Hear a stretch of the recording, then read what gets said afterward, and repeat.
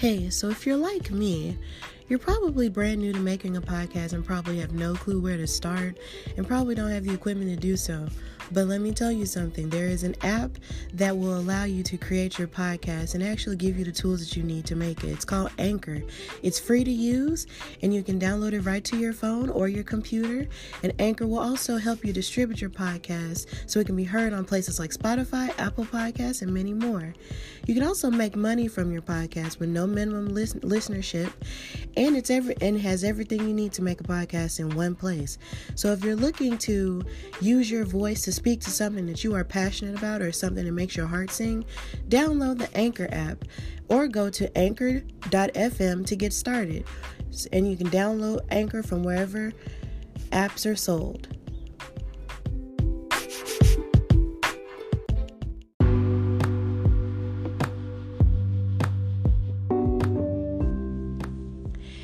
Hey y'all, welcome to the third episode of Hardy Wrestling with me, your girl, Stephanie Hardy.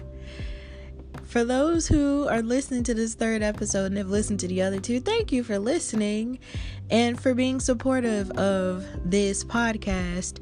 Whether you watch wrestling on the regular or even if you don't watch wrestling on the regular or if you're just starting, thank you for listening to me and for supporting me. Thank you guys so much.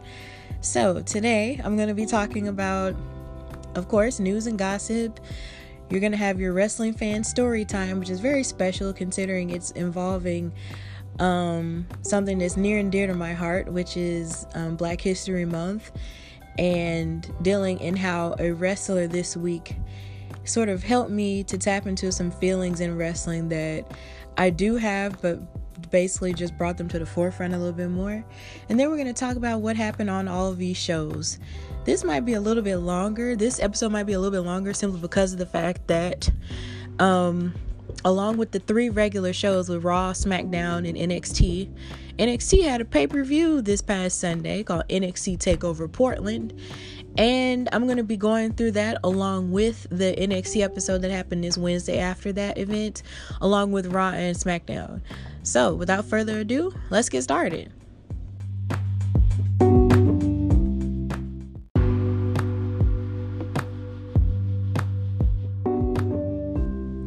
Okay, so now it's time for news and gossip-ish. We're going to kick things off with the news of the WWE Performance Center opening in Japan. According to Dave Meltzer, who's like the gossip guru of wrestling somehow, he works for the Wrestling Observer, which is his wrestling newspaper. The WWE is planning to announce the opening of a WWE Performance Center in Japan. Now, if for those who don't know what the WWE Performance Center is, it's this sort of wrestling school / gym / promo place. I may have talked about it in one episode before, where aspiring wrestlers and different athletes from all walks of life go to start training to become a WWE superstar. There's a whole process behind it in terms of applying for a job there and everything, and sending in tape and everything of anything that you've done in terms of performance. And once they send it to you, they'll call you and ask you to come to the Performance Center and move you and go through like a certain process that'll take like a couple of rounds before they initially accept you. And once you're accepted, you become a part of the class of the wrestlers that are there. And some of them stay, some of them don't, once they realize the system really isn't for them. But basically, they give you all kinds of training in terms of ring action, how to wrestle in a ring, how to keep your partner safe, how to perform promos, along with how to get a character across, because the first character that you think of might not be the best one. And then there are all kinds of wrestling OGs who are teachers there and everything to help you iron out all the kinks and everything. And then of course, if you do go on television to wrestle with this one character, it can work and sometimes it won't work, and you can go back to the drawing board and then they'll help you, iron some stuff out and get better in terms of your athleticism, and you can indeed become a star. So There are already 2 of them. There's one in Orlando, Florida, which is the very first one. And it's on the campus of Full Sail University, where they have their NXT shows every Wednesday. Then there's one in London as well, because they do have their NXT UK division, and there's supposed to be a third one opening in Japan. Now, Japan would definitely be a great place to open one up, considering there's so many fighters over there in Japan who have found, mainstream success over there in Japan with All Japan Pro Wrestling or New Japan Pro Wrestling, who might want to transition and go through that NXT Performance Center process and become a WWE superstar if that's what they want. Then, of course, I'm pretty sure there's all kinds of new talent that's there too that would love to break through in that manner.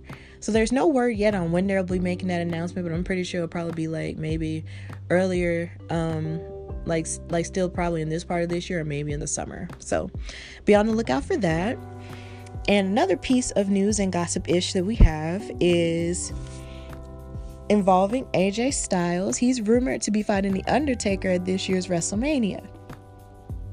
Now, it's rumored that The Undertaker wanted to fight AJ Styles because he was basically the modern day version of Shawn Michaels. As you know, or may not know, Shawn Michaels is another OG who's also a teacher at the Performance Center, who was deemed Mr. WrestleMania by a lot of older wrestling fans, and of course current wrestling fans. He's one of the greatest of all time. He's definitely on GOAT status.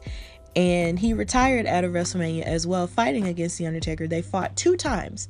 And one of those matches, which was his last match, was a career versus streak match. And Shawn Michaels subsequently lost that match, so he had to retire. But, he's definitely respected. He's a Hall of Famer. He's like one of the greatest to ever do it. He's one of my favorites. So it's pretty huge when The Undertaker tells you, that you're like the modern day Shawn Michaels, which is true because AJ Styles, like, his credibility as a wrestler has only gone up and gotten better with time. Like, his story in terms of wanting to be in the WWE is really amazing, because at first when he had tried to go into WWE after he left WCW, they told him he was too little. So he basically worked really hard, through different promotions, Ring of Honor and New Japan Pro Wrestling for years.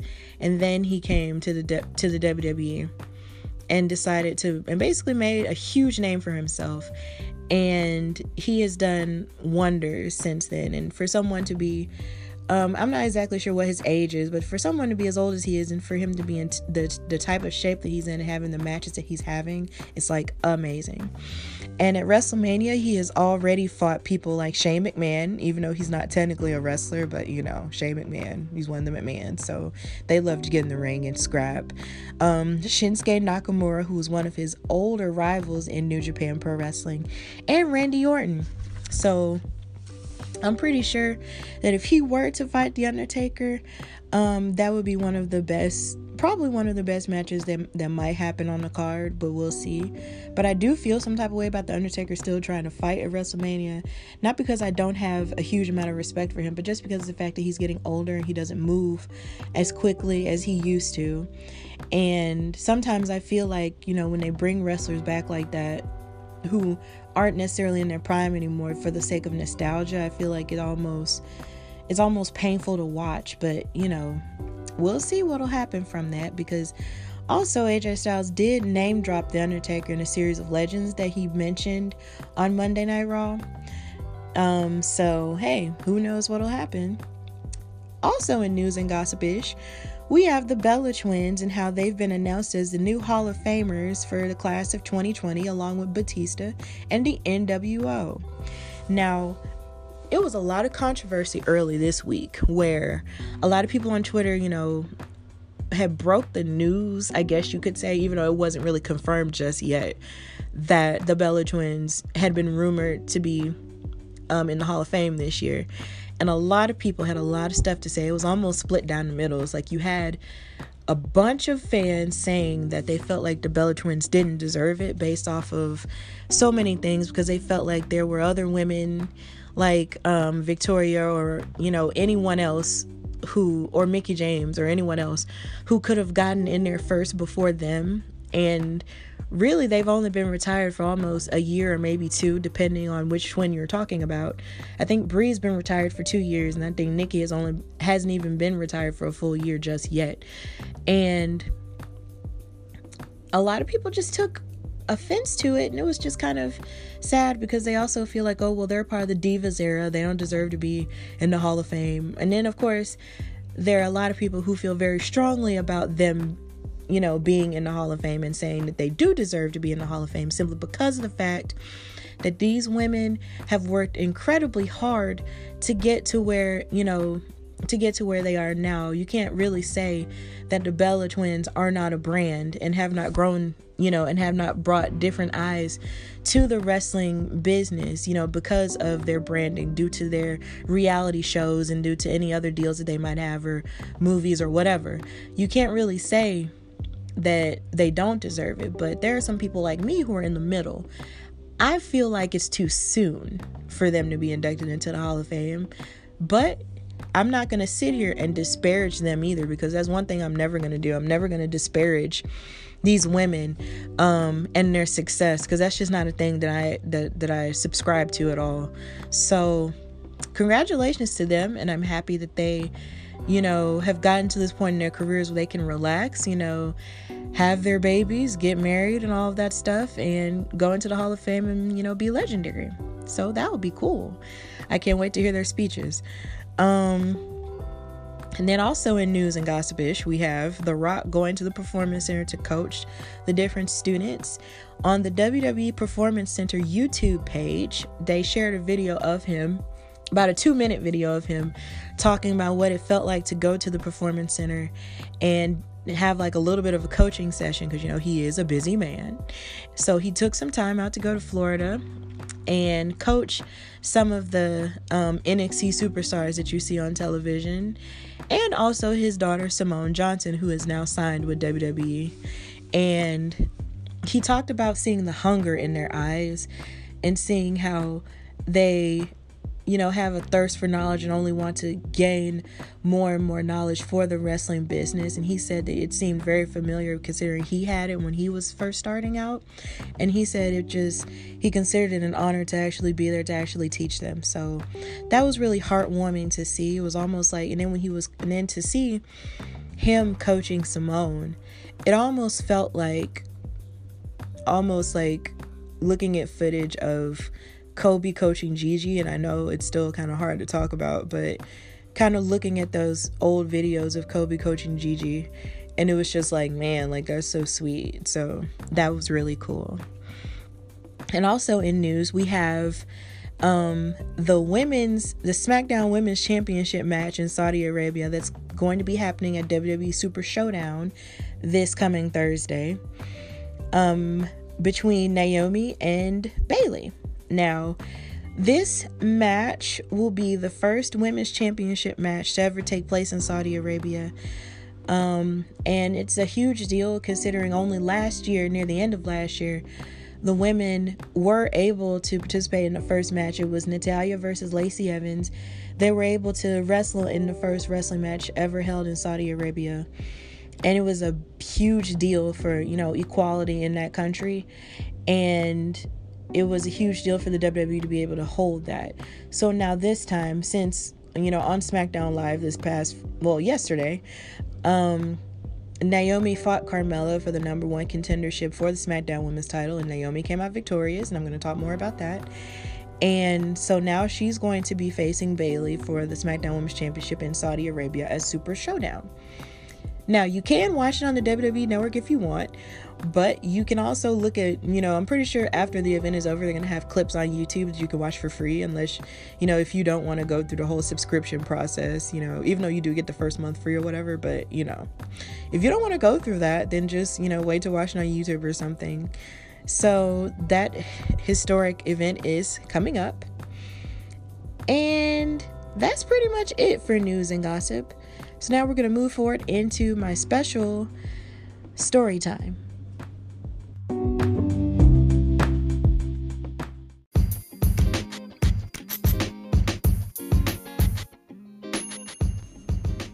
Okay, so for Wrestling fan story time. I'm going to talk about something that really touched my soul this week. And it started at NXT Takeover Portland, where there was this match between Rhea Ripley, the NXT Women's Champion, and Bianca Bel Air.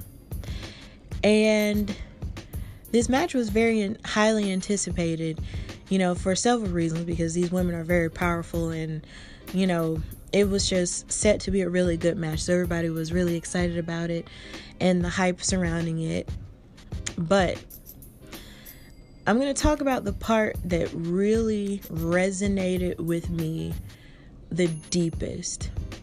And Bianca Belair is one of my favorite wrestlers of right now, because not only is she powerful, not only is she incredibly strong and demands the best from herself, hence her name, the EST of NXT, but she is unapologetic in her blackness. And at NXT TakeOver Portland this past Sunday, she came out in one of her own outfits, and she came out in this with her, of course, beautiful long braid, with golden makeup under her eyes and on her face and on her arms. And she had on this giant necklace that looked kind of Egyptian. But she was also wearing this Macho Man-esque cape. And when she came out in the front, you saw the front of her outfit and everything. And she, does her little hop and her dance and everything. She turned around. And on the back of that cape, she had Black History in the making. When I saw that, I lost my entire mind. I was like, girl, for real? I was like, girl, what? I was so happy because honestly, this isn't even the first Black History outfit that she's ever done. Like, she creates a lot of her ring gear herself, which is something that I appreciate, because I've never been able to make my own clothes. But this girl makes her own ring gear, and I remember, I think it was either last year or 2 years ago, she made her own Black History Month wrestling gear, and it had so many Black icons and Black legends on it, from Martin Luther King to Prince to Maya Angelou, and everybody all over it with pictures. And this year she just went all out and created this purple and gold outfit that had letters that said Black History in the making all over it when she took the cape off. And I was like, man, this is just the most beautiful thing I've ever seen. Like, I love whenever any wrestler really makes any type of, special fashion for their ring gear. They can make reference to comic books that they may have liked growing up, or, make their outfits, a different color to represent a certain event in their lives, or a certain wrestling event in their lives, or whatever. But Bianca really set the bar so high for costumes that I was just floored. Like, if you search Bianca Belair on Google, search for that NXT Takeover Portland outfit, and you will be like floored. It was so beautiful. But that's not even the beauty of it. Really isn't even the point. It's just the fact that she is so unapologetic about the fact that she has pride in her African American heritage, that it makes me feel seen, because I have pride in my African American heritage as well. And in this world, in the United States as a whole, sometimes, as beautiful and as joyful and as triumphant as being Black is, they try to make it seem like it is the worst thing in the world, like it's something to be villainized, or it's something to be taken away from, or, put on as a style, but not really, invested into, because the people are just seen as, or we are just seen as marketable, but not really, humanized at all.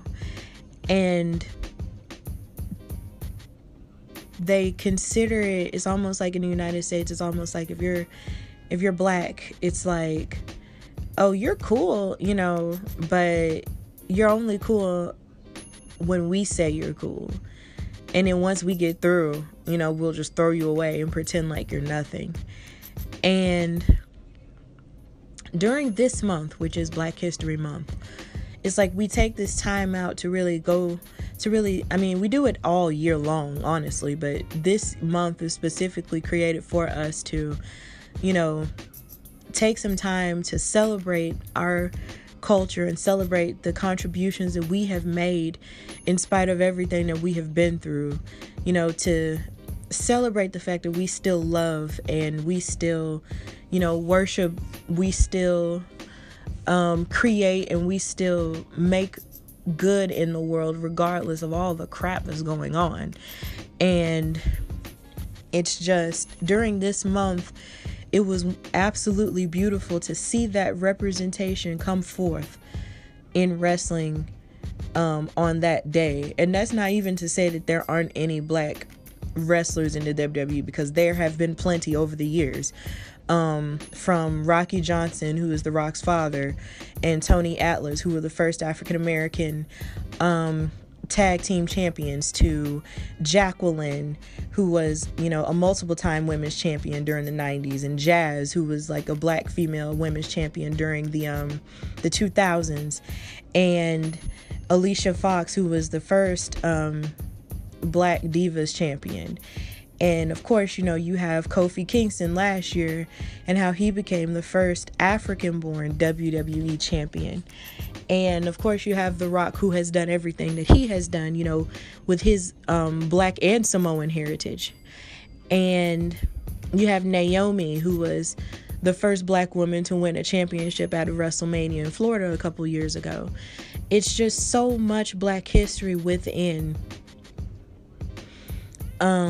the wrestling business that a lot of people just don't know about.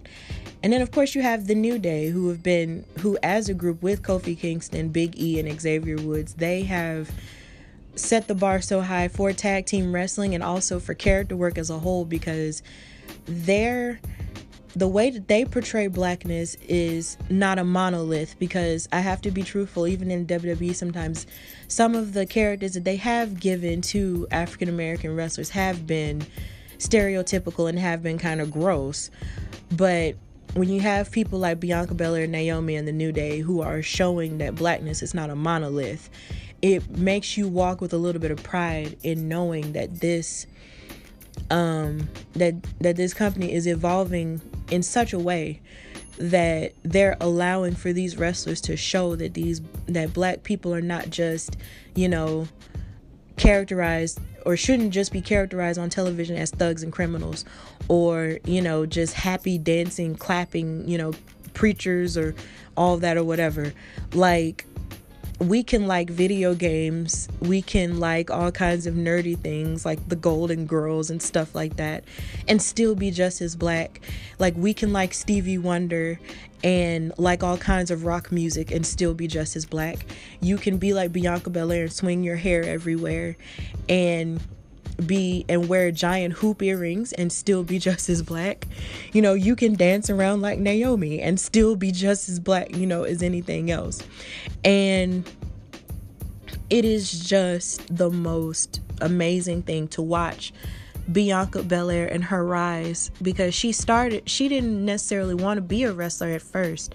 She would watch it with her brother, and she was just always athletically gifted. Her background, Bianca Belair's background, is amazing. She played volleyball, she ran track.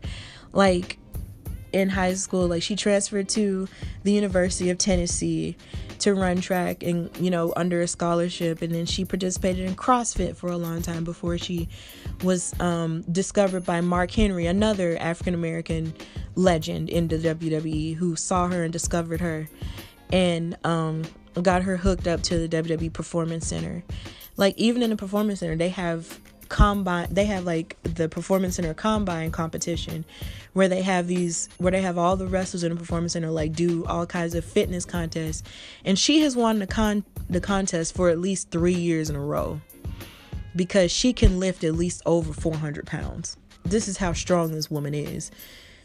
She's amazing. And then along with that, she also exudes black excellence in her love life with Montez Ford, who is a former NXT Tag Team Champion in the tag team The Street Profits with Angelo Dawkins. And they're on Monday Night Raw, and they do all kinds of hilarious things. They are so funny. And they're going to be stars, you know, when given that opportunity, they will be huge stars. And they were also former Progress Tag Team Champions. And they exude probably one of the best examples of black love I have ever seen. They're married to each other, and they're just beautiful to watch, you know, in their ascension, and how they support each other in this business, and how they lift each other up. And honestly, I can't wait to see what's next for her in her journey, because there's a lot going on with her that I'm going to talk about in the main event segment, where I'm going to talk about what's going on in NXT, Raw, and Smackdown. But the sky's the limit for her. And the sky is also the limit for every other black wrestler in the WWE, black wrestlers who are in the indie scene, black wrestlers who are in other promotions, who are on television like TNA and, you know, WOW, superhero wrestling, all of that. And for people of color as a whole, you know, we are here. And I am so proud of each and every one of them. But since this is Black History Month, I will end this segment by quoting my favorite rapper, Wale. Sue me, I'm rooting for everybody black.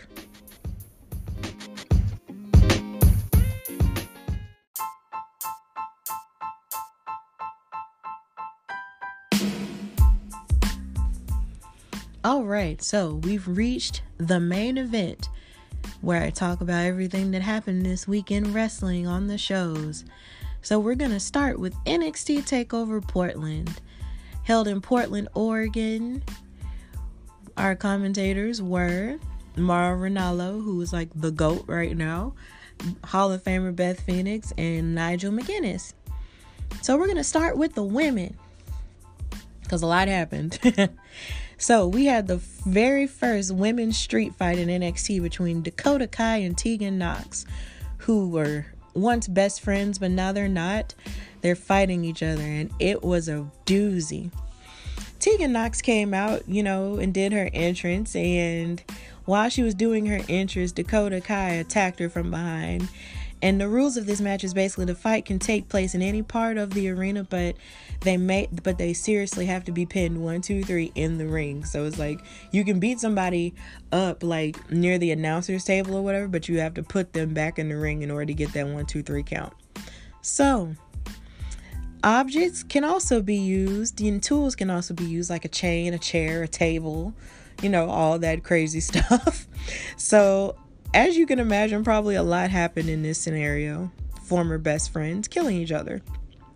So a few of the things that caught my eye was the fact that Dakota Kai had on a t-shirt that was spray painted with her attacking her best friend on the back. And then of course she bashed Tegan Nox in the head with a trash can. And Dakota Kai also smacked Tegan Nox with a trash can top. And there were suplexes on the trash cans as well. So it was a lot of trash can action going on. And they were also being very spiteful to each other. There were points where they were using chains and chairs and knee braces to hit each other in their injured knees, which is something that they both kind of talked about before the match, how they both, you know, had to rehab their knees together. But they were being absolutely spiteful in this match, hitting each other where it hurt and just murdering one another. And Tegan Nox was also paying tribute to her two favorite wrestlers, Molly Holly and Kane, by hitting Dakota Kai with choke slams and the Molly go round, which is a move where you go from the top rope and you flip the opponent onto the mat. And the match was about to come to a head when Tegan Nox did give Dakota Kai the shiniest wizard, which is like you're running your knee into the person's face, and she could have got her for the 1, 2, 3 right there, but she wanted to punish her some more, so she pulled out the table and set the table up and put Dakota Kai on the table. But then when she was about to crash Dakota Kai through the table, this new girl named Reina Gonzalez, the last time we saw her was at the Mae Young Classic last year, she interfered in the match and pushed Tegan Nox through the table, and Dakota Kai basically like took advantage of it and covered her for the 1, 2, 3. Now Dakota Kai has a partner in Reina Gonzalez, and they were totally giving me AJ Lee and Tamina Snuka vibes. If you do know what that is, and you know what I'm talking about, but if you don't, I would suggest you look that up. Like during like the 2012 2013 era, you had this wrestler named AJ Lee who had this she didn't have Tamina all the time, but there was a point where when she was Divas champion, she had like this bodyguard thing kind of going on with Tamina, kind of like Kevin Nash and Shawn Michaels back in the day, but basically, you know, with women. So that's what happened in that match. I was a little bummed out because I really wanted to see Tegan Nox just shine and sort of, you know, show a more aggressive side, which she did throughout the entire match. But, you know, ultimately I wanted her to win. But back on NXT this past Wednesday, Dakota Kai and Reina Gonzalez were totally bragging about the idea that they, you know, came out victorious. And Reina Gonzalez was saying that nobody was going to mess with them, you know, now that they're together. And Dakota Kai called Gonzalez a true friend and had her back, and that nothing could stop them. In response to that, the general manager, William Regal, who's another OG in wrestling, made a match between Tegan Nox and Dakota Kai in a steel cage in 2 weeks' time on NXT television. So this rivalry is definitely not over. And then he also said there can be no interference from the outside. But there really isn't that much interference you can have in a steel cage match. But, you know, they'll find sometimes they'll find like a way to sneak in there. But maybe not, you know, we'll see. So this rivalry is going to get really hot, and I'm so excited to watch a steel cage match on television. And like I mentioned earlier in the previous section, during story time, you had the Rhea Ripley Bianca Bel Air match for the NXT Women's Championship. This was a really good match considering that both of these women have amazing strength on their side. Rhea Ripley from Australia, you know, has been a dominant champion since she won the championship from Shayna Baszler, who was the 2-time NXT Women's Champion, and nobody could really get a chance to beat her because she's kind of like this MMA fighter who's like this really rough and tumble girl. But then she finally got beat by Rhea Ripley, so now Rhea Ripley's kind of just, you know, she's been on a tear ever since last year with Survivor Series and everything. So now she had to defend her title against Bianca Bel Air. And this match was really good. Now, Rhea Ripley's strength lies in the fact that she's a great striker in terms of her kicks and her punches. And then, of course, you have Bianca Bel Air, who's more of a show woman with flips, hits, and punches. There was a point where Bianca flipped Rhea out of the ring and then jumped and flipped over the top rope onto Rhea on the outside. And there were just all kinds of different things that happened in the match. But of course, Rhea Ripley retained the title only to be attacked by Charlotte Flair, who accepted Rhea Ripley's challenge for the title match at WrestleMania. So Charlotte attacked her from behind and said, you know, I have an answer to your question and I'll see you at WrestleMania. And I talked about earlier, you know, on another episode of the show, how Rhea Ripley versus Charlotte will be way more exciting considering she won the Royal Rumble and she had the pick of the litter of who she could face. So there's that.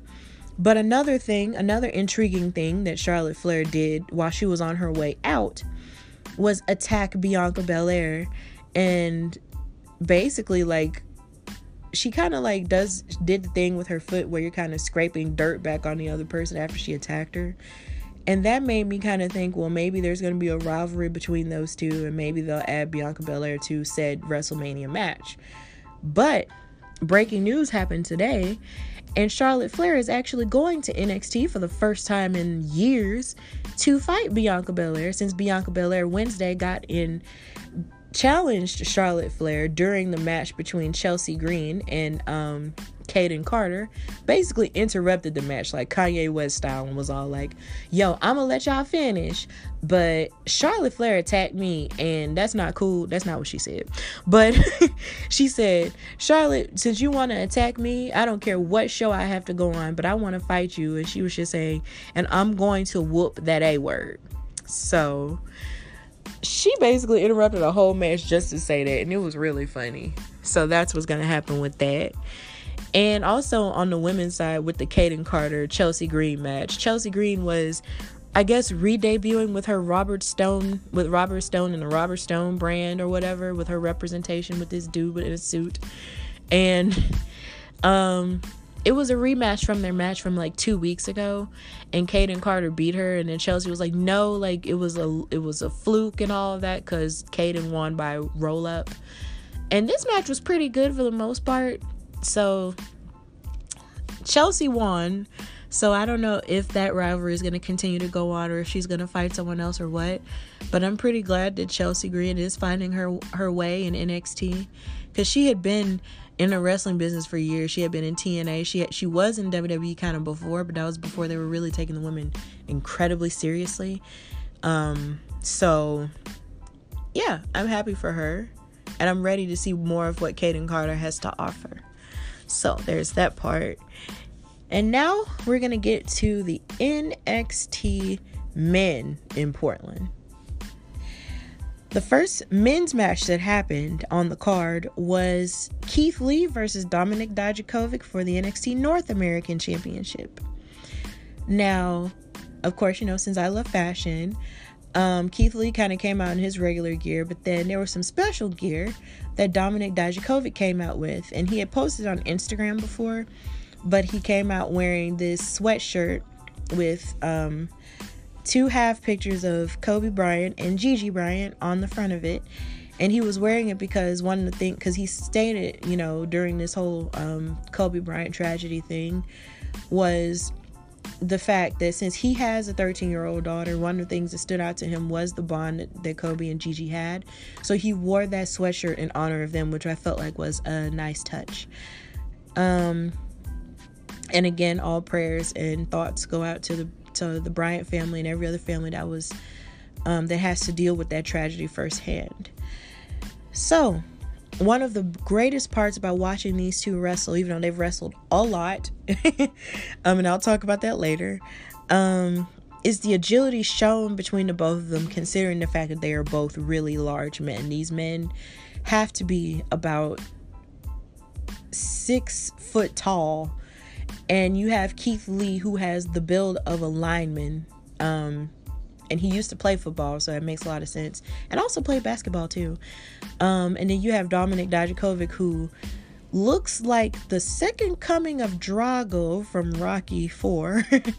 And these guys can move with the quickness of a cruiserweight. Like, the way that these people can move and jump and and flip and everything is just like, whoa. And they know each other so well, because you can tell that they were blocking each other's moves and everything, because they fought so many times, even outside of NXT, from what I heard during the pay-per-view. Now, I love watching Keith Lee do hurricanranas and flips and all of that and jumping. And there was a point where Keith Lee caught Dominik mid-air during a corkscrew moonsault out of the ring. And they're both very hard strikers, so they're both very equally matched, which I understand, the reason why they fight all the time. And there was a point where Keith Lee even tackled Dominik. And also Dominik did a missile flip from the top rope onto Keith Lee in a desk chair. And even in that same desk chair, Keith Lee was like smacking Dominik in the chest, and he was telling the crowd to shh so they can hear the gravity of the smack. It was amazing. And It was just, there was even a point where Dominic did an avalanche Spanish fly. And basically it's an avalanche Spanish fly is like when you do it from the top rope. And a Spanish fly is kind of like when you're like facing forward and the other person's facing the other way, and they're facing backwards or facing forward or whatever, and you flip and basically like hit them on the mat. And it is really incredible. But ultimately, Keith Lee retained his championship after hitting him with a spirit bomb about a good 3 times. And now I understand why they're always paired together, simply because of the fact that their chemistry is so well in the ring. Like, they've fought each other so many times. I call Dominik Dijakovic Keith Lee's OTP, his one true person. And because I feel like every wrestler or every iconic wrestler has that one wrestler that brings out the best in them, like Ricky the Dragon Steamboat and Ric Flair, or like Charlotte Flair and Sasha Banks, or Charlotte Flair and Becky Lynch, and and people like that. So, or Hulk Hogan and Goldberg or something like that. So I can see why, they're always paired together, because they're so evenly matched that it's hard to, I guess sometimes it's hard for, management to see them fight anyone else. Now I can say that when they did announce that they were gonna fight again, I was a little bit irritated, because I'm just like, oh my god, let Keith Lee fight somebody else. But watching this match, and watching them fight again, I was like, okay, well, now I see why, and I'm not really angry about it anymore. And then this Wednesday, Dominic told Keith Lee that he wanted another chance at the title, and basically Dominic kind of almost pushed him to the limit until Keith had to hit him with the 3 spirit bombs in order to get the win. So now they want a rematch. I don't know when that rematch is going to happen. That hasn't been announced yet. But on Wednesday, he basically said that he wanted a rematch. So we're going to get Dominic versus Keith again. Whoop, whoop. But I'm pretty sure it won't be boring. So we'll be okay. And then we also had the match between Finn Balor, the Prince, versus Johnny Gargano, aka Johnny Wrestling. Now, Finn returned to NXT, like last year, and turned heel on Johnny Gargano and injured him and put him out for 3 months. Now, of course, some of us know, and then even if you don't know, I'm going to tell you, Finn Balor was at NXT, well, before he was in NXT, he was at New Japan Pro Wrestling first, but he started in Ireland because that's originally where he's from. And then he went to New Japan Pro Wrestling. He was a part of the famous stable called the Bullet Club. And after being with the Bullet Club for a while and wrestling with those motley crew of crazy people, he signed with WWE and went to NXT, where he had a persona of him, being this cool guy who liked to wrestle, and he was, a good guy. Until, of course, he used to fight, specific people, and then he would take on the persona of the Demon, where he would, paint his entire body and be like, rah, but, he would be more aggressive in the ring and all of that and everything. And then he got bumped up to the main roster, and he wasn't really able to get his momentum going, the same momentum that he had going at NXT, because he was NXT champion at one point and all of that, and he wasn't able to get that momentum going. So he came back to NXT and he turned heel. So now he's a bad guy. And the crowd was split, because people love Finn Balor and people really love Johnny Gargano, because they both sort of represent the core and the heart of what NXT is all about. And this match was full of grappling, mat work at first. And there was a point where Finn was doing push-ups while putting Johnny's head in a leg lock, which I thought was very disrespectful. And Finn started targeting body parts with strikes and everything. He was being incredibly vicious with Johnny Gargano in this match. But Johnny wasn't letting him, dominate him a whole lot, but he was, getting pretty dominated. And it just seemed like Finn just had a better like, he just had a better offense. And it was just, kind of hard. Like, I don't want to say it was one-sided, but there was a point where during, like, maybe phase 1 of the match where it was a little bit one-sided. But they both physically pushed each other. And one thing that I find very impressive is the fact that Johnny Gargano is impressive in terms of his wrestling holds.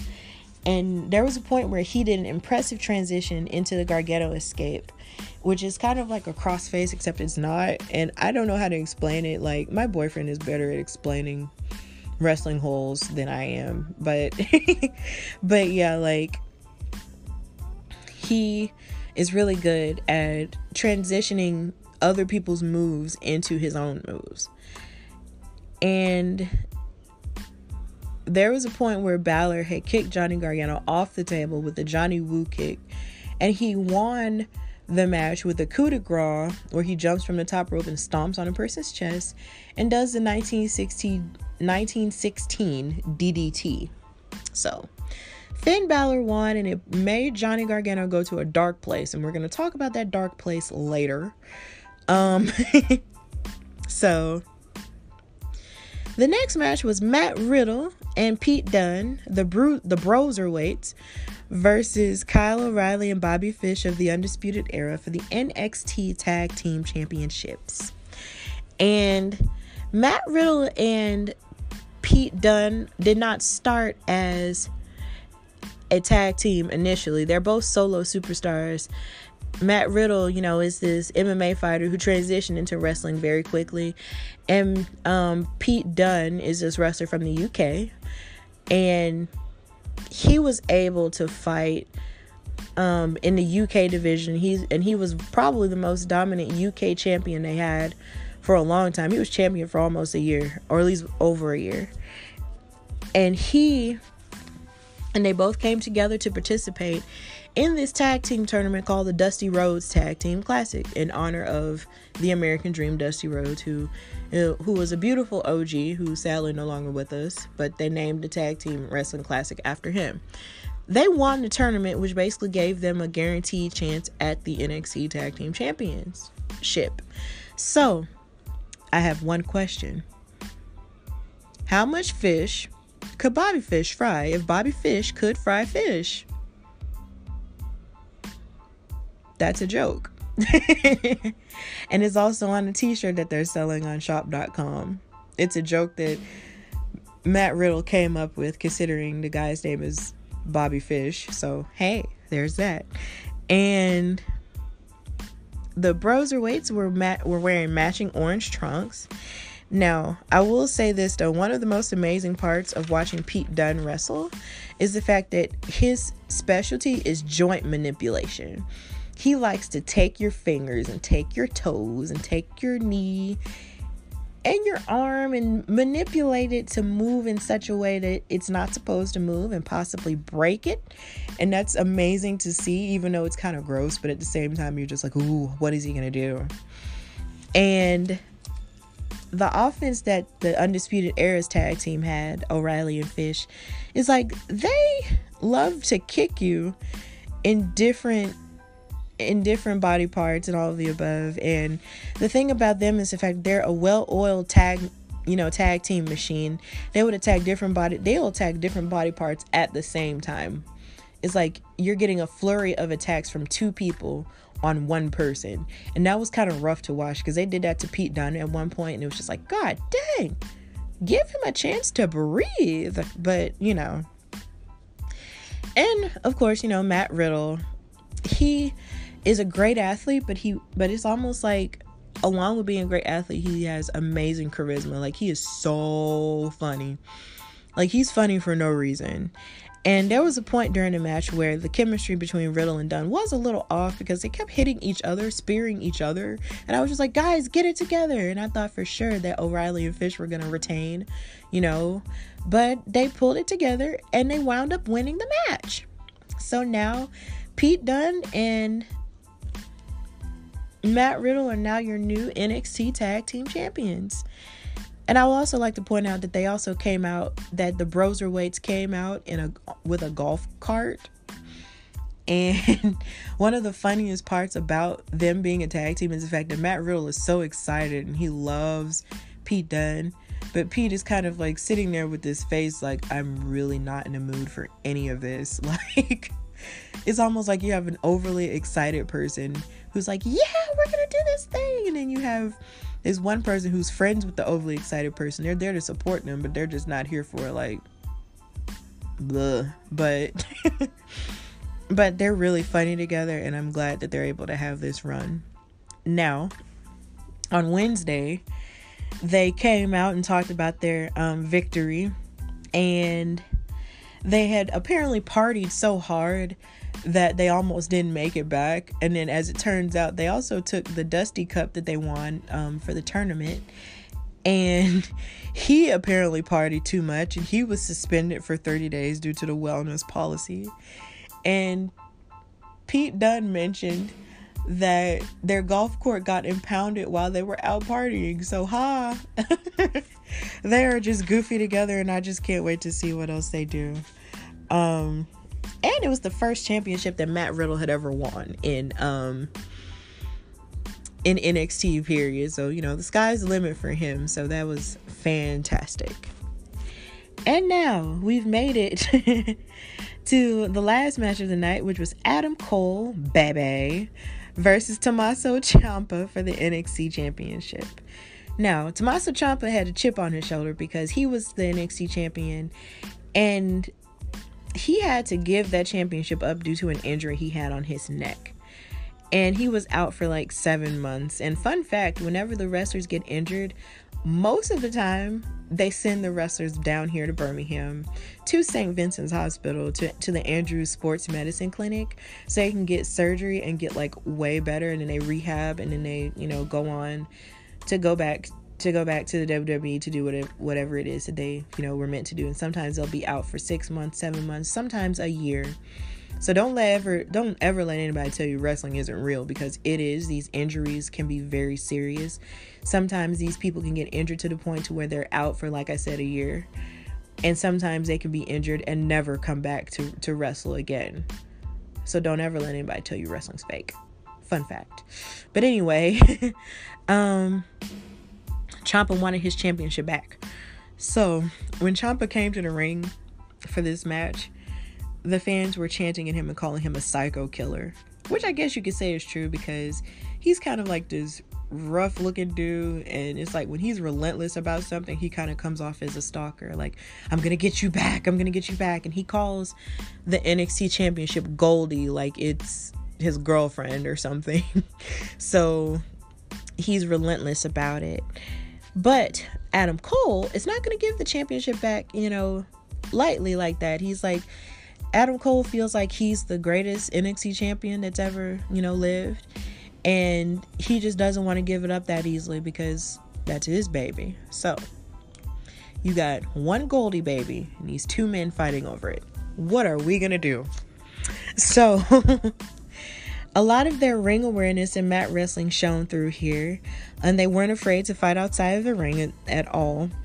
And then there was a point where Ciampa had attacked Adam Cole and beat him up, but then there was this one fan who was cheering for him super hard, and he tried to get a high five from him, but Ciampa kissed him on the forehead instead. And I'm pretty sure that guy is going to be happy for the rest of his life. I just love how the wrestlers on NXT acknowledge the fans a whole lot. Like, it's really cute and it's really fun.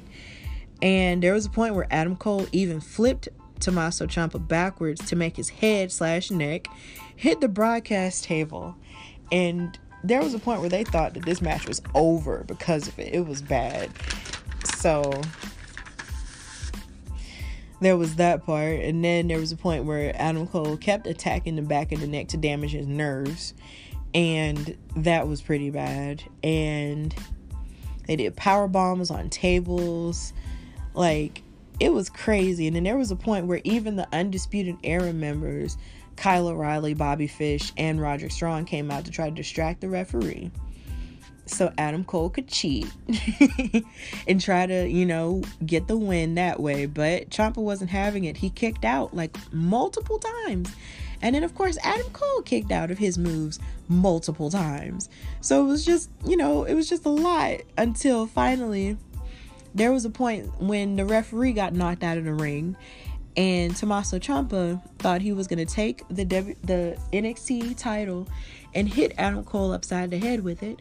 But then Johnny Gargano, who's Tommaso Ciampa's on again, off again best friend, came out and took the title away from him to surprise hit Tommaso Ciampa in the head and knock him out. And then Adam Cole, came to and covered him, and the referee came to, of course, and hit him for the 1, 2, 3. So now Adam Cole is still your champion, thanks giving the assist to Johnny Gargano, who we thought was okay with Tommaso Ciampa because they did have a rivalry once upon a time that was like really hot, and then they became friends again, but now they're not friends anymore. So this is gonna be interesting. And on Wednesday, Tommaso Ciampa was looking for Johnny Gargano everywhere, but then he took out his frustrations on Austin Theory, who was a guy who was supposed to wrestle Wednesday night. And he's supposed to wrestle him this Wednesday officially. But God help Austin Theory, because Tommaso Ciampa is pissed. So that's basically all that happened on NXT television and the pay-per-view. So now we're going to transition and talk about the Smackdown, which happened yesterday.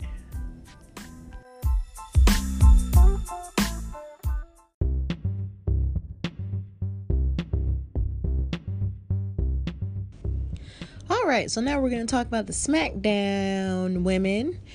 And the first thing that happened that definitely caught my eye last night was the situation between Mandy Rose, Otis of Heavy Machinery, Dolph Ziggler, and all of this love drama. So, Mandy Rose is sort of dealing with the aftermath of her crash date due to Dolph Ziggler, who's like the most hated man on SmackDown right now.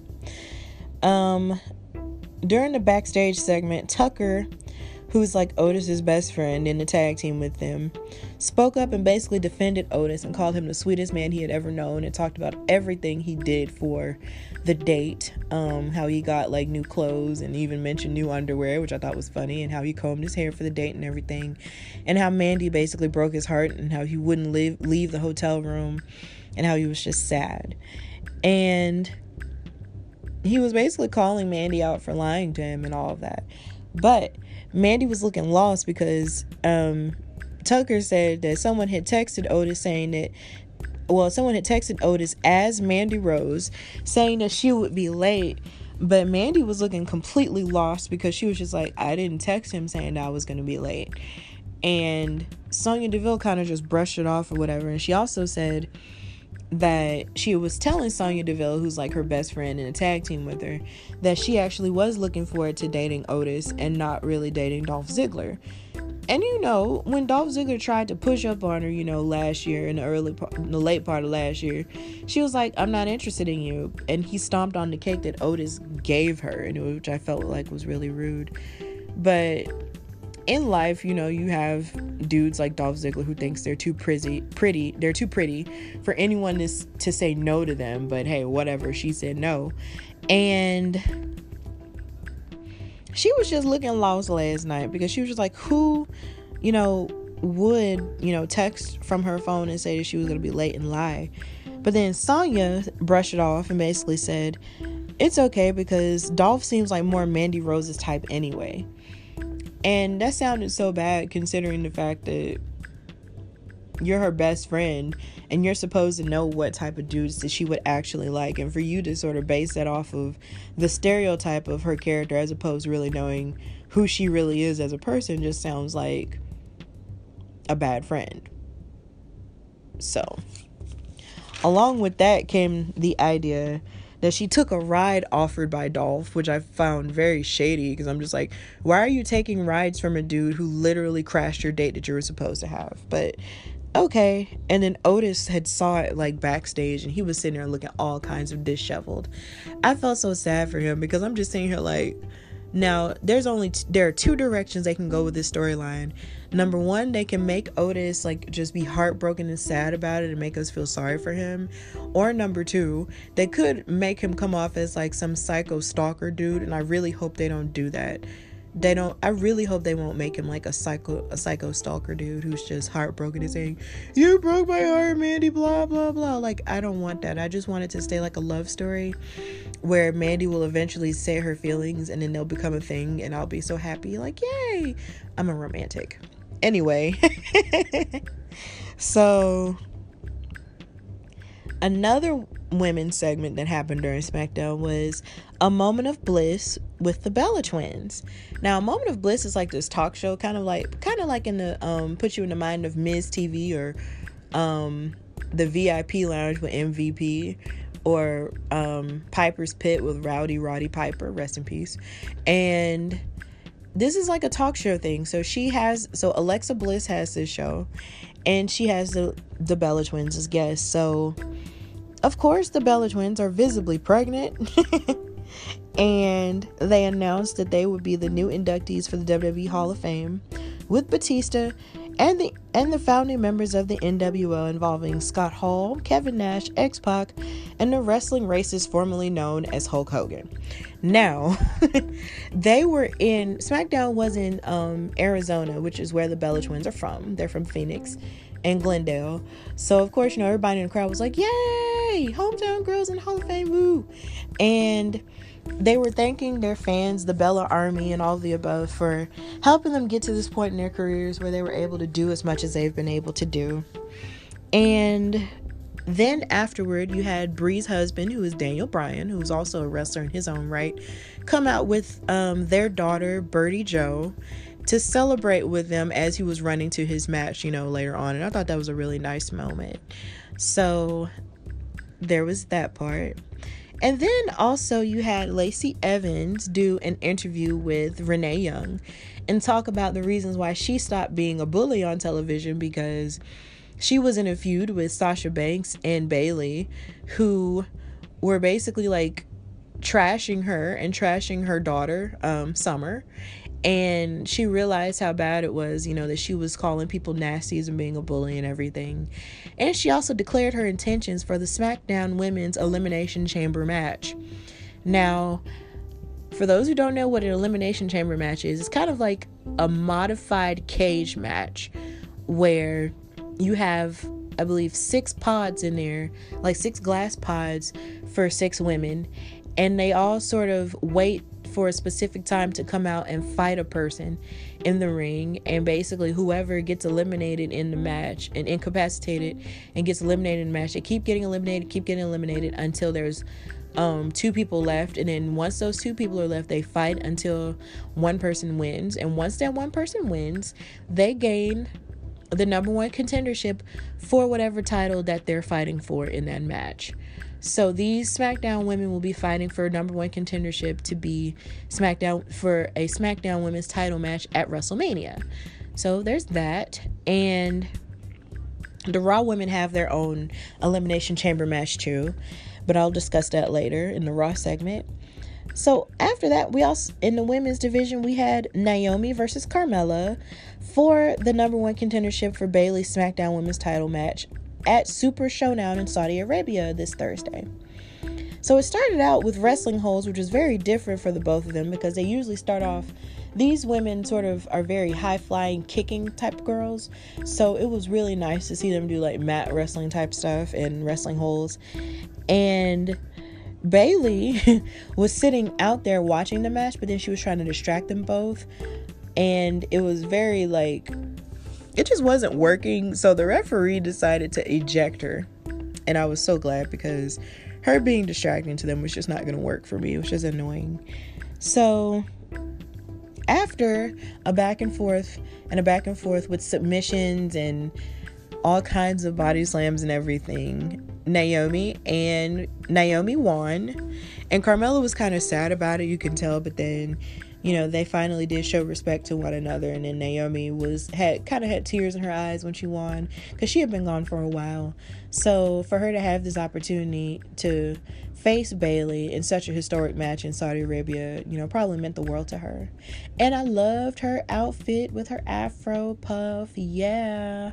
So that's what's going on with the SmackDown women at this point. Now, SmackDown men. At the beginning of the show, you had the Usos and the New Day coming out and running their mouths before their 8-man tag match with the Miz and John Morrison and Dolph Ziggler and Bobby Roode. Now, they were both out there. The Usos and the New Day came out there, and complimented each other, because they have a huge amount of respect for each other, because a few years ago, they participated in probably one of the greatest tag team rivalries I've ever seen in my life. And they deserve to be in the Hall of Fame right now for it. But, of course, it's too soon because they're still fighting. But they mentioned how the Usos are the 6-time tag team champions, while also basically throwing shade at them and saying that the New Day has won more tag team championships than they have. They've won it 7 times. So they kind of got in each other's face and felt all this tension or whatever. But then, of course, The Miz and John Morrison broke it up, and they tried to start a dumb chant, which was, I can't even repeat because I don't even remember. It doesn't matter. And then the match officially began. Now, early in the match, it felt like they kept ambushing Kofi and not letting him get to his corner with his partners. But once he finally did get to his corner with his partners, he tagged Big E, who came in slamming everybody and everything. And the Usos kind of gained the momentum during the match after Dolph Ziggler and Bobby Roode probably hit one of the worst spine buster / zigzags I've ever seen in my life. Like, it was just bad looking.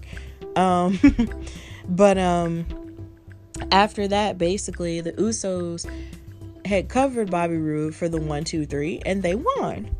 So now the New Day has this momentum headed into Super Showdown, because the New Day is fighting Miz and Morrison for the SmackDown tag team titles. And they also announced that next Friday, John Cena will be returning to SmackDown in Boston, Massachusetts, which is his hometown. Well, technically West Newbury, but you get it, Boston. He's going there, and it's going to be cool. So there's that part. And then you have Daniel Bryan, who was fronted by Drew PowerPoint Gulak about the things that he was doing wrong in his wrestling. But then he was interrupted by Heath Slater, who Daniel Bryan had fought last week. And Heath was challenging Daniel Bryan to a rematch. And so something that I noticed was, like, after Daniel Bryan walked away, after he accepted the rematch, Heath Slater and Drew Gulak were talking about all the ways he could actually, win the match because of all the things that he sees Daniel Bryan doing wrong. And then when the match was going on, Drew Gulak was out there with him. And it was just really interesting, because I'm looking like he's coaching him, from the announcer's table with Corey Graves and Michael Cole. But what's so funny was the fact that he was just coaching him throughout the entire thing. And even though Heath Slater lost, which makes Daniel 2-0 in this rivalry, I was wondering if Drew Gulak and Heath Slater were going to become like a tandem. Like, was Drew going to be like Heath's manager? Because I felt like that would be really interesting, considering Heath and Drew are barely on television. And Drew is technically a cruiserweight who participates on 205 Live, which is like this other show that comes on Friday nights right after SmackDown on the WWE Network. But you hardly if ever see him. So I just felt like if they become a tandem, that would be really cool for them. So. And then there was this Symphony of Destruction match between Shinsuke Nakamura and Cesaro versus Elias and the Intercontinental Champion Braun Strowman. And basically in this match, it was like kind of like a TLC match, like a tables, ladders, and chairs match, except it was pianos, guitars, and violins and gongs. Oh my. And it was pretty chaotic, and there was a point where Shinsuke got injured so bad that he had to get staples in his head. They showed that on Instagram. It was scary. But basically, it really wasn't that much to say about this match. It was pretty entertaining, but Shinsuke and Cesaro lost. Elias and Braun Strowman won. It was chaotic. That's the end. And Baron Corbin was lying on television after this match went off, because he was talking about his match, his steel cage match with Roman Reigns at Super Showdown this Thursday. And he lied on television and said that Roman had never beat him one-on-one. When we saw him beat him one-on-one at the Royal Rumble in the Falls Count Anywhere match, this dude beat you and counted you out in a dugout. Like, come on, guy. Like, we saw this happen. And it's just, I'm just so sick of this feud. Like, I'm tired of Baron Corbin fighting Roman Reigns. Like, I really hope that this match at Super Showdown is like the final one that they have, period. Like, they just need to stop. Because I want Roman Reigns to do something else besides fight Baron Corbin. They need to stop trying to make Baron Corbin happen, because it's not going to happen. So just stop. And Sheamus declared his intent for the Smackdown Elimination Chamber match for the men. And he had just gotten out of a rivalry with Shorty G, aka Chad Gable. And last week, he defeated... Last week, Sheamus defeated Shorty G and Apollo Crews in a handicap match. And Shorty G saw what Sheamus was saying on the television in the back. And so Apollo said, look, you'll have your way of handling Sheamus and I have mine. So hopefully they'll show Apollo trying to follow through on his revenge. Or maybe not, because they hardly ever have him on TV now anyway, too. And it makes me sad because he's very talented. But we'll see. I feel like I say that a lot, but we will. And then at the end of SmackDown, you had Goldberg come back, and he was actually live and not on a satellite video feed.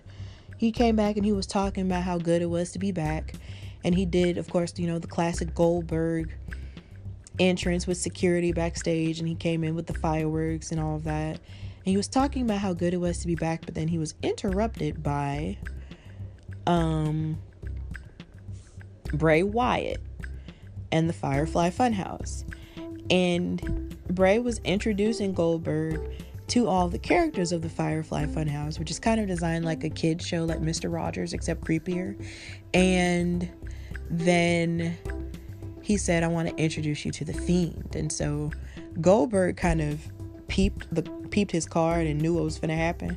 The lights went out and the Fiend showed up, and Goldberg wasn't even scared. He didn't even flinch. And so he speared the Fiend in the ring, and then the Fiend disappeared once the lights went out again. And Goldberg just really wasn't scared of him like most people normally are. So they're basically beefing up this Goldberg-Bray Wyatt match for the Universal title at Super Showdown. So that was the end of SmackDown. So now we're going to go to Raw.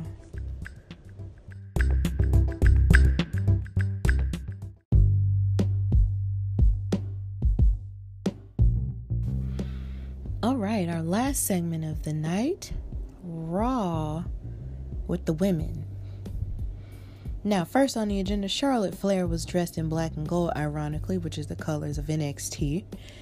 And she spoke about putting the NXT division on notice.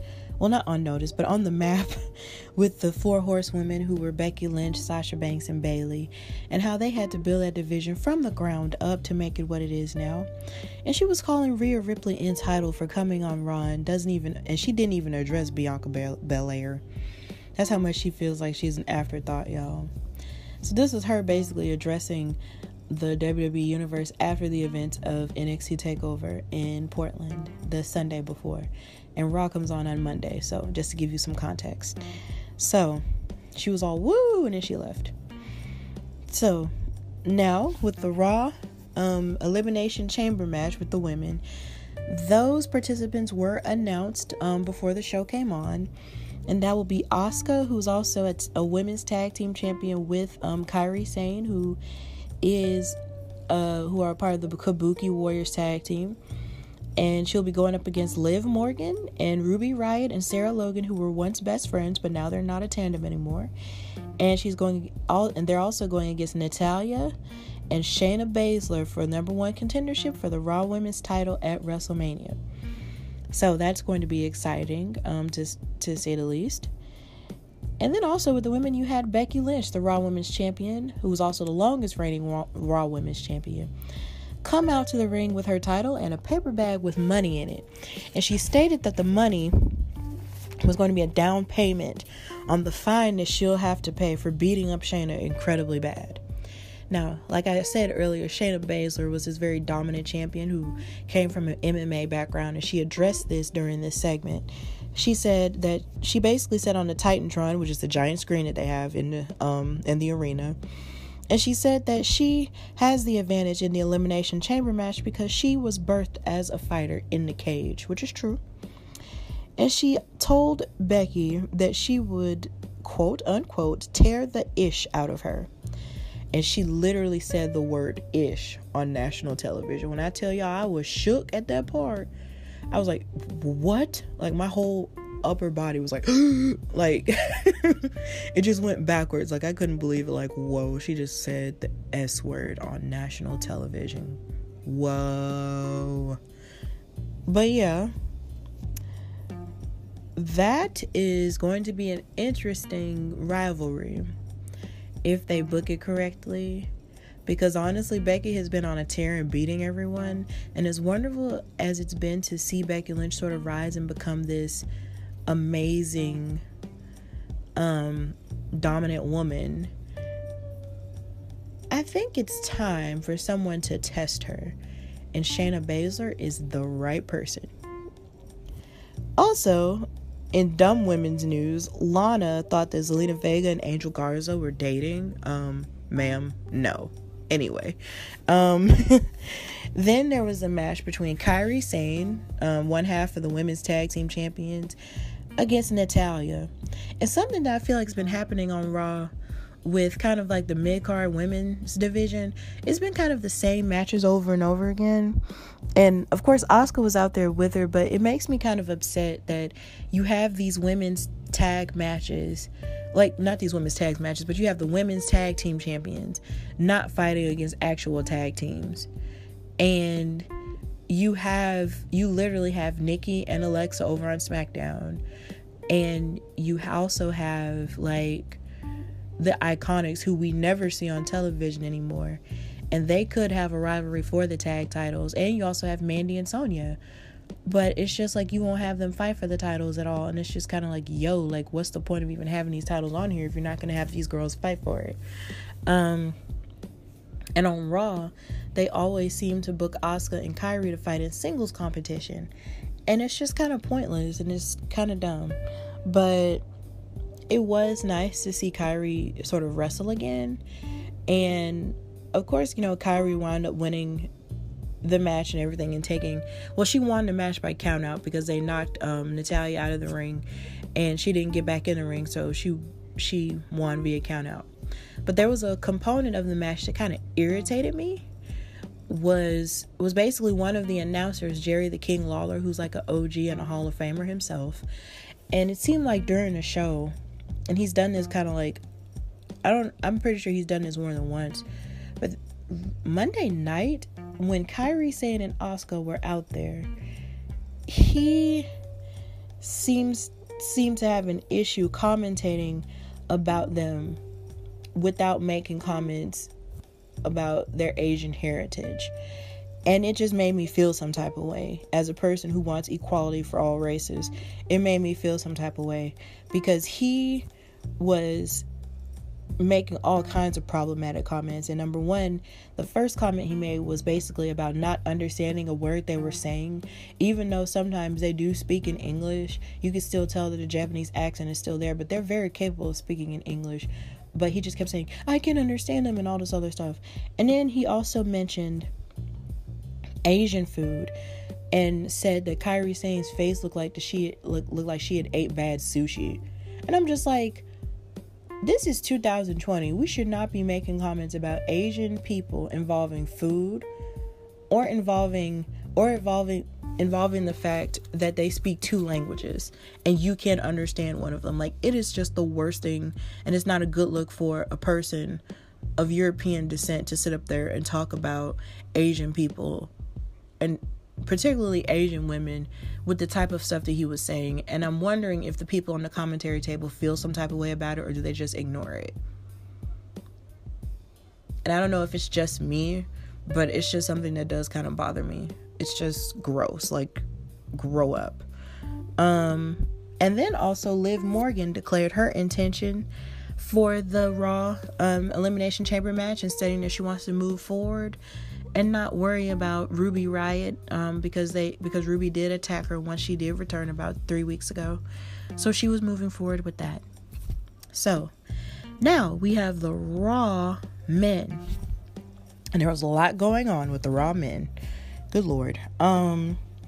So at the beginning of the show started with Randy Orton, and it was at first scheduled that it was at first announced that Randy Orton and Matt Hardy was going to fight in a match, but Matt Hardy wasn't cleared because he had gotten attacked by Randy Orton the week before. So he came out there in a neck brace and was asking Randy, why did you do that to me? But furthermore, why did you attack Edge, whom we haven't seen since he got attacked the night after the Royal Rumble? So Randy responded to Hardy's resistance with, "You should have still said goodbye when you could have left on your own 2 feet." And it was really dark. And then Randy Orton apologized to Matt and then proceeds to RKO him and beat his head with a chair and a steel step sandwich. Now, when I say it's a chair and a steel step sandwich, it's actually called a concerto, whereas like originally you put the person's head on top of a chair, and then you hit that chair, you hit another chair on the wrestler's head. But honestly, I just call it a chair sandwich. But this time he totally did it with steel steps, so I call it a chair and steel step sandwich. But yeah, he just kept saying he was sorry over and over again. And my thing is, don't ever let anybody tell you that love and abuse go together. Don't ever let anyone hit you and then say, "I'm sorry, but you made me blah, blah."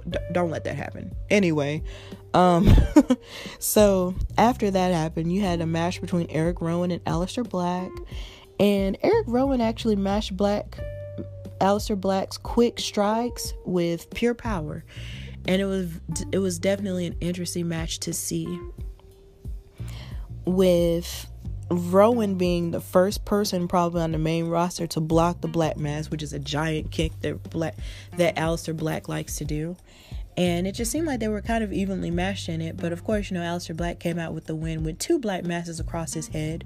But Eric Rowan was actually able to show more of his offense here. And then you saw his Iron Claw finisher as well. But of course, like I said, he didn't win that match. And we still don't know what's in that cage he has.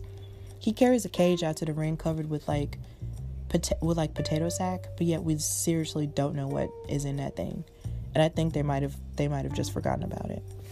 But anywho, you also had Drew McIntyre, who was inviting the fans to point at the WrestleMania sign with him before his match with MVP.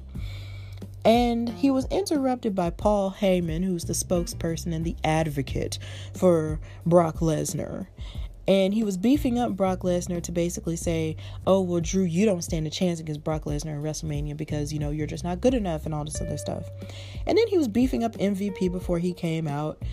But then, of course, him beefing up MVP didn't do any good. And because Drew McIntyre dominated MVP the entire time. No diss to MVP, but he really got dominated the entire time.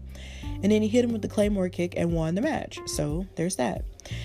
And then there was a tag team match between Rusev and Humberto Carrillo versus Angel Garza and Bobby Lashley.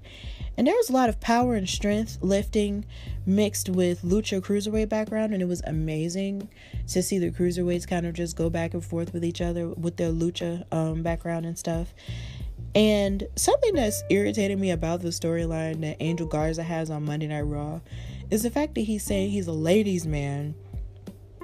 But we saw him propose to his fiancée on NXT after he won the Cruiserweight title from Lio Rush that time. Like, they showed it after a commercial break. Like, he literally got engaged to his girlfriend right then and there in the ring. But yet on Raw, you have this totally different personality saying you're a ladies' man, and you have this whole fan, this woman fan, come up to you and kiss you on the cheek during your match. It's kind of awkward. Either you're going to be a ladies' man or you're going to be an engaged man. Pick one. But anyway, the match was really good. And and I really feel like they're not giving Rusev a chance to get any victories, because ever since he's been caught up in this feud with Bobby Lashley and Lana and all of that, it's just felt kind of one-sided to kind of just Bobby and Lana, and it's just not fair, and I feel like he got screwed. But I can't really discuss that anymore because I'm tired of that. And we had Seth Rollins and his illogical Monday Night Messiah sermon.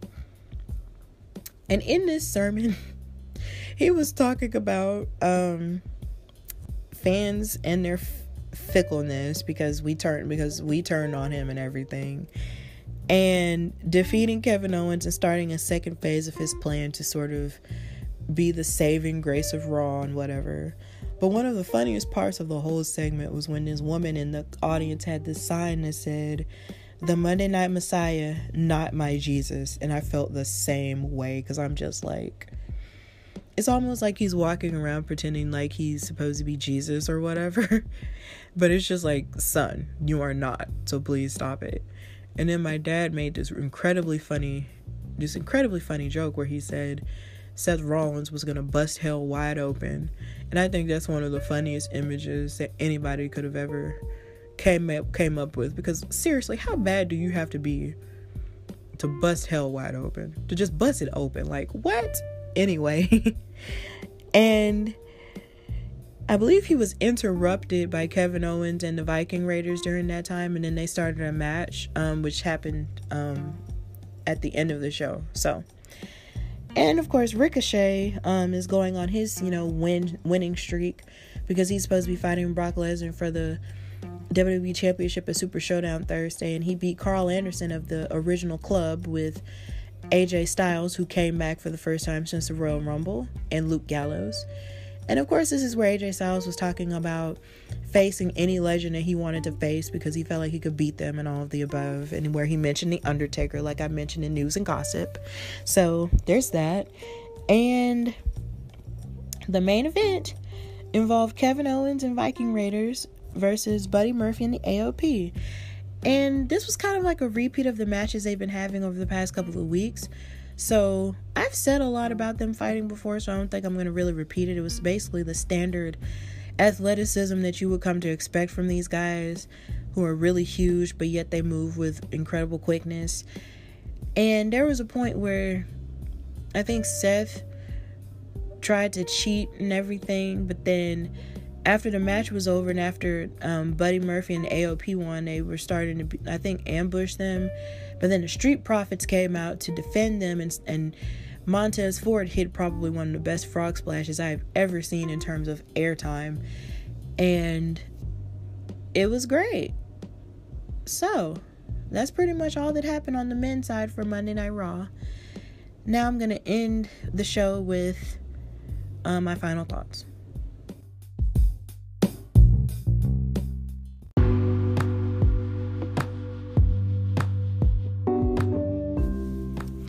Okay, so with this final thought, I just want to say not to let anyone steal your joy in terms of being a wrestling fan, because I know that there are people outside of the culture who like to speak on things that they don't necessarily know about. So I would just say not to let anyone on the outside, and also not to let anyone on the inside of the wrestling culture steal your joy for it either, because sometimes I think we have a tendency to be know-it-alls and think that when a person likes a certain thing that it's a crap thing, and because we have a difference of opinion that we can't get along. And I think that could also apply to life, period. But just don't let anyone steal your joy for your fandom at all, and just continue to find what you love about wrestling and just take it for what it is and enjoy it the best that you possibly can. And I think that's really my final thought for in terms of wrestling. Enjoy your parts of it, and don't let anyone steal your joy. So I would just take this time to say, if you want to follow me on social media, you can friend me on Facebook under Stephanie LaShawn Hardy. That's Stephanie the regular way with the PH and the NIE at the end, and LaShawn, which is LaShawn, LaShaun, Hardy, HARDY. And then you can follow me. I have 2 Instagram accounts. One is at Queen Steph Hardy and at Hardy Wrestling Podcast. I need to start posting more on the Hardy Wrestling Podcast Instagram page, but please follow me there. And also follow me on Twitter at Queen Steph Hardy. So please just follow me there, because I'm into a whole lot of different things like music and, civil rights and social justice, and also wrestling as well. So please give me a follow if you already haven't. And please listen to the Hardy Wrestling Podcast on this Anchor app, and also listen to it on Spotify and Apple Podcast. Tell your friends about it. If you know any wrestling fans, please tell them about it. Or if you want to just tell your friends about, a friend that you might have that has a podcast, tell them about it and say, hey, there's this girl with this podcast, listen to it if you really like it. So thank you so much for listening to me. And until next time, peace and blessings and love and wrestling and all kinds of great stuff to happen to you this week. All right, this is Hardy Wrestling with Stephanie Hardy. Bye now.